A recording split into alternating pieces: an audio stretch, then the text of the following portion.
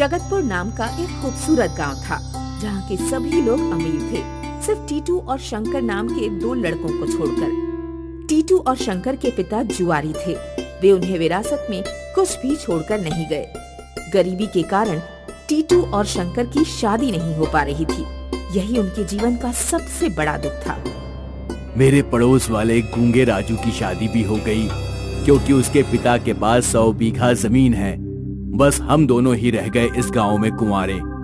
गांव के बच्चे भी हमारा मजाक बनाते हैं।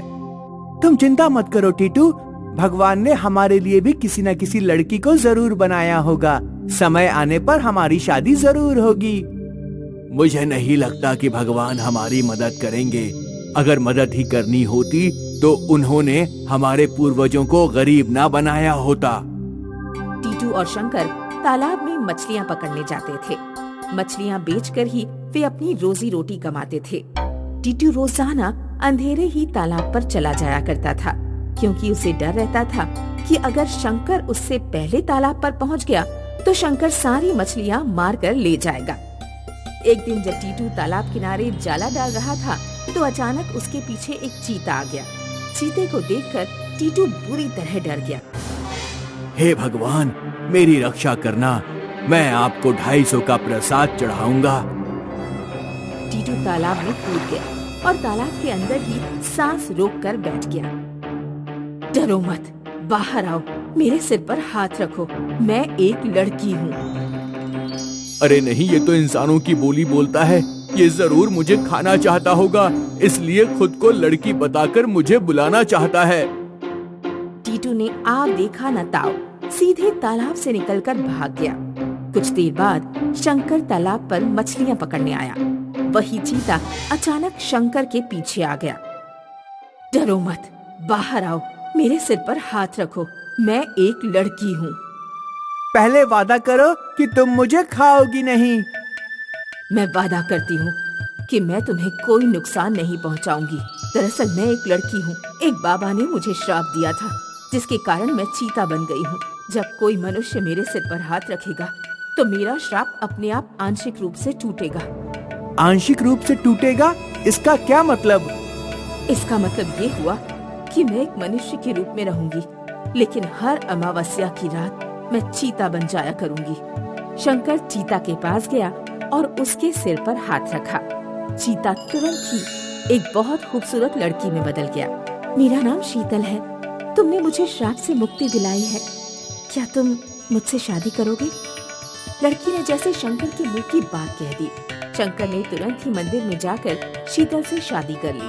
गांव में जिसने भी शंकर की पत्नी को देखा वो बस देखता ही रह गया। शीतल जैसी खूबसूरत पत्नी गांव में किसी के पास नहीं थी। शंकर ने टीटू और गांव के बाकी लोगों को सारी घटना के बारे में बताया कि कैसे उसे शीतल मिली। तब टीटू को अपने ऊपर बहुत पछतावा हुआ।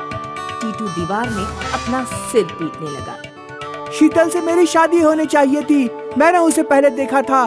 शंकर ने मेरे साथ बेईमानी की है।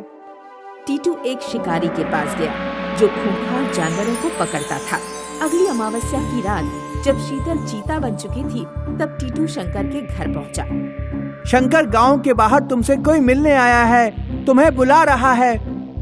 शंकर जब घर के बाहर चला गया तो टीटू ने शिकारी को घर में बुला लिया और चीते को पकड़कर एक पिंजरे में बंद कर दिया। उसके बाद टीटू शिकारी की सहायता से पिंजरे को उठाकर दूर एक गुप्त जगह पर ले गया। अगले दिन जब शीतल अपने इंसानी रूप में आई तब टीटू ने उससे कहा, तुम्हें शंकर को तलाक देकर मुझसे शादी करनी होगी। तलाक के पेपर पर अपने आप साइन करो, तभी मैं तुम्हें पिंजरे से बाहर निकालूंगा। मैं साइन नहीं करूंगी, मैं शंकर के साथ ही जिंदगी बिताऊंगी। तो ठीक है, इसी पिंजरे में भूखी प्यासी पड़ी रहो। जब तुम्हारा मूड बदल जाए तो मुझे बता देना। टीटू तलाक के पेपर पिंजरे में छोड़कर वहाँ से चला गया। टीटू के जाने के बाद शीतल ने एक अजीब तरह की आवाज निकाली। उस आवाज को सुनकर एक चूहा पिंजरे तक आ गया। सुमन, तुम इस पिंजरे को काट दो। 15 दिन बाद जब टीटू शीतल के पास वापस लौटा तो उसने देखा कि पिंजरे की सलाखें कटी हुई हैं। पीछे से किसी के गुर्राने की आवाज आई। टीटू ने पीछे देखा तो पीछे ही चीता था। अब मैं तुझे जिंदा नहीं छोड़ूंगी। मुझे माफ कर दो, मैं तुम्हारे पैर पड़ता हूँ, मेरी जान मत लो। नहीं, अब तुझे माफी नहीं मिलेगी। तभी शंकर शीतल को ढूंढते हुए वहां पहुंच गया। शीतल ने शंकर को सारी बात बताई। इसे माफ कर दो शीतल, ये इसलिए परेशान है क्योंकि इसकी शादी नहीं हो पा रही है। तो इसने पहले क्यों नहीं बताया? मेरी एक बहन है सुमन, जिसे चूहा बनने का श्राप दिया गया था।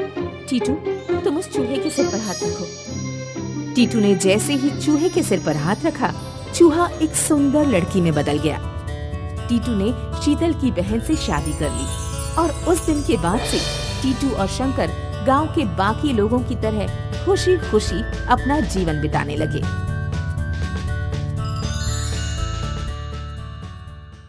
अरेबियन देश में हामिद एक अमीर व्यापारी के घर नौकर था। व्यापारी हामिद से बकरियां चराने से लेकर खाना बनवाने तक सारे काम कराता और बदले में पैसा एक भी नहीं देता।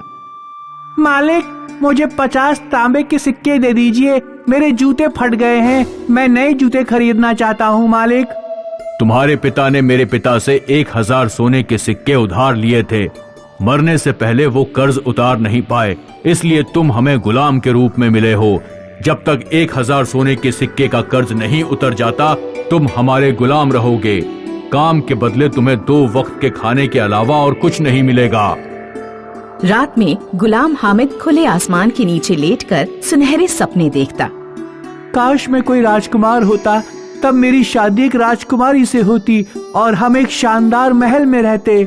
हामिद को नहीं पता था कि ईश्वर उसकी प्रार्थना सुन रहा है। एक दिन हामिद जब बकरियां चरा रहा था तो उसने देखा कि झाड़ियों में से एक तेंदुआ गुर्रा रहा है। तेंदुए को देखकर हामिद बुरी तरह डर गया और एक गड्ढे में जाकर छुप गया। हामिद काफी देर तक इंतजार करता रहा, लेकिन तेंदुआ झाड़ियों से बाहर निकलकर नहीं आया। तब हामिद खुद ही चलकर दबे पांव झाड़ियों के पास गया। उसने देखा कि तेंदुए का पैर एक शिकंजे में फंसा हुआ है। तेंदुए के पैर से खून बह रहा था और वह बुरी तरह चिल्ला रहा था।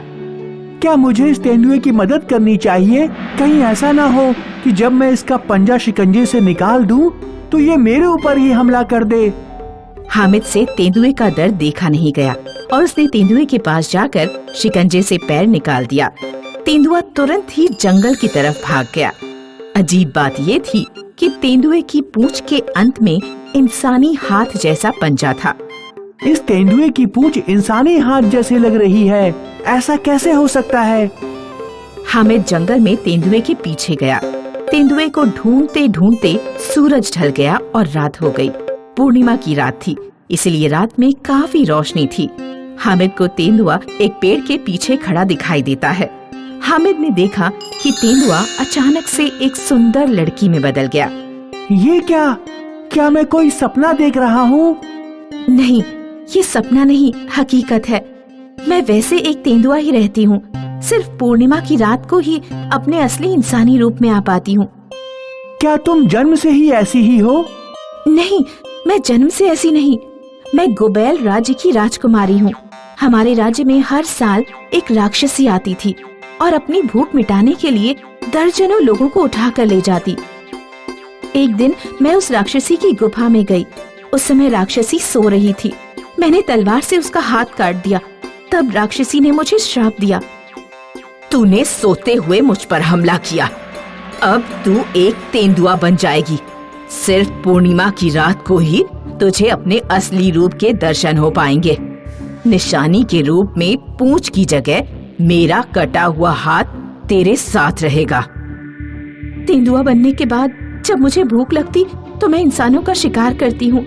इसी वजह से मैं कई वर्षों से अपने घर नहीं लौट पाई हूँ। राक्षसी का श्राप तोड़ने का कोई तो उपाय होगा ना? हाँ, उपाय है, पर आसान नहीं है। एक बूढ़े आदमी ने मुझे बताया था कि राक्षसी को इंसानी मांस के अलावा काले रंग के आंवले बहुत पसंद है, पर काले आंवले सिर्फ मोराबी राज्य के राजा के महल में मिलते हैं। मैंने सुना है कि एक 3 मुंह वाला कुत्ता काले आंवलों के पेड़ की रक्षा करता है। काले आंवलों को लाना कितना भी मुश्किल हो, पर मैं कोशिश करूंगा। हामिद ने अपने मालिक को एक चिट्ठी लिखी और अपना राज्य छोड़कर मारोबी राज्य भाग गया। इस लड़के की इतनी हिम्मत कि मेरी गुलामी छोड़कर भागा, इसे पाताल लोक से भी ढूंढ निकालूंगा। हामिद मारोबी राज्य के राजा के महल में पहुंचा और दरबान से बोला, क्या मुझे यहाँ कोई छोटा मोटा काम मिल सकता है? महल में माली की जरूरत है, क्या तुम माली का काम कर पाओगे? मैंने बचपन से बागवानी सीखी है, माली का काम करके मुझे खुशी होगी। हामिद महल में बगीचे की देखभाल करने लगा। बगीचों के बिल्कुल कोने में काले आंवलों का पेड़ था, जिसके पास 3 मुंह वाला भयानक कुत्ता बैठा रहता था। इस कुत्ते को क्या पसंद हो सकता है, रोटी या हड्डी? दोनों चीजें आजमा कर देखता हूँ। सोना बाबू, तुम्हें क्या पसंद है? रोटी पसंद है तुम्हें, या तुम हड्डी खाते हो? हामिद ने कुत्ते को अपना दोस्त बना लिया और एक दिन कुत्ते की पीठ पर चढ़कर पेड़ से कुछ आंवले तोड़ लिए। आंवले लेकर वो दौड़ता हुआ तेंदुआ राजकुमारी के पास पहुंचा। मैं आम ले आया हूँ, चलो राक्षसी के पास चलते हैं। राजकुमारी और हामिद राक्षसी की गुफा के पास पहुँचे। राक्षसी बाहर आओ, देखो हम तुम्हारे लिए उपहार लाए हैं। राक्षसी गुफा से बाहर आई और हामिद ने उसे काले आंवले दे दिए। काले आंवले मेरे फेवरेट हैं। इंसानी मांस खा खा कर अब मैं ऊब चुकी हूँ। इनके बदले तुम मुझसे क्या मांगना चाहते हो? राजकुमारी का श्राप खत्म कर दो। राक्षसी ने तेंदुए के ऊपर थूका और राजकुमारी का श्राप खत्म हो गया। तुमने मेरी बहुत मदद की, एक तरह से मुझे दूसरा जीवन दिया है। तुमसे अच्छा जीवन साथी मुझे नहीं मिल पाएगा। क्या तुम मुझसे विवाह करोगे? मुझे यकीन नहीं होता कि एक राजकुमारी मुझसे विवाह करने के लिए पूछ रही है। मैं हमेशा सपनों में ऐसा सोचा करता था। राजकुमारी हामिद को लेकर अपने महल की तरफ जा रही थी।